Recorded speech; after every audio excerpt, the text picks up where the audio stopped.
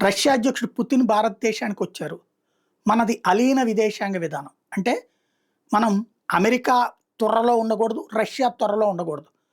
ఒకప్పుడు అట్లాగా పేరుకు అలీన విదేశాంగ విధానం అని చెప్పి మనం రష్యా త్వరలోనే ఉన్నాం. జవహర్లాల్ నెహ్రూ, ఇందిరాగాంధీ, రాజీవ్ గాంధీ వీళ్ళందరి హయాంలో. కానీ నిజమైన అలీన విదేశాంగ విధానాన్ని ఆరంభించింది అటల్ బిహారీ వాజ్పేయి. ఇద్దరితో దగ్గరగా ఉంటూ, ఇద్దరితో దూరంగా ఉంటూ ఎంతవరకు అవసరమో దేశ ప్రయోజనాల రీత్యా అడుగులు వేయటం సాగింది. ఇప్పుడు మోడీ వచ్చాక దాన్ని మరింత పటిష్టంగా అమలు చేస్తున్నారు. రష్యా అధ్యక్షుడు పుతిన్‌తో స్నేహం ఎక్కువ చేసుకుంటూ, పుతిన్‌తో మొన్ననే ఒప్పందాలు భారీ ఎత్తున అన్నీ చోటు చేసుకున్నాయి. అయిపోయింది. పుతిన్ వెళ్ళిపోయారు. ఇప్పుడు ఉక్రెయిన్ అధ్యక్షుడు జెలెన్స్కీ రష్యా ఎవరితో యుద్ధం చేస్తుందో ఆ ఉక్రెయిన్ అధ్యక్షుడు జెలెన్స్కీని భారతదేశానికి ఆహ్వానిస్తున్నాం. జనవరిలో భారతదేశానికి ఉక్రెయిన్ అధ్యక్షుడు జెలెన్స్కీ రాబోతున్నాడు.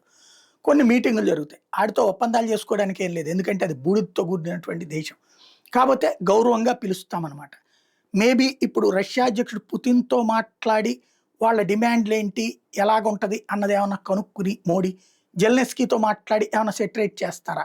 శాంతి మన వల్ల సాధ్యం అవుతుంది. ఎందుకంటే ట్రంప్ వల్ల సాధ్యం కావట్లేదు. యూరోపియన్ యూనియన్ అడ్డుపడుతుంది. యూరోపియన్ యూనియన్ నాయకులు కూడా ఏది ఇటలీ ప్రధానమంత్రి జార్జియా మెలోని దగ్గర నుంచి, ఫ్రాన్స్ అధ్యక్షుడి దగ్గర మేక్రాన్ దగ్గర నుంచి, బ్రిటన్ ప్రధానమంత్రి కీర్ స్టార్మర్ దగ్గర నుంచి, కెనడా ప్రధానమంత్రి దాకా వీళ్ళందరూ మోడీ అంటే గౌరవిస్తున్నారు. ట్రంప్‌ని గౌరవించట్లేదు. కాబట్టి నరేంద్ర మోడీ ఏమన్నా శాంతి ఒప్పందం చేయగలుగుతారా ఉక్రెయిన్‌తో కూడా పిలిచి మాట్లాడి చూడాల్సి ఉంది.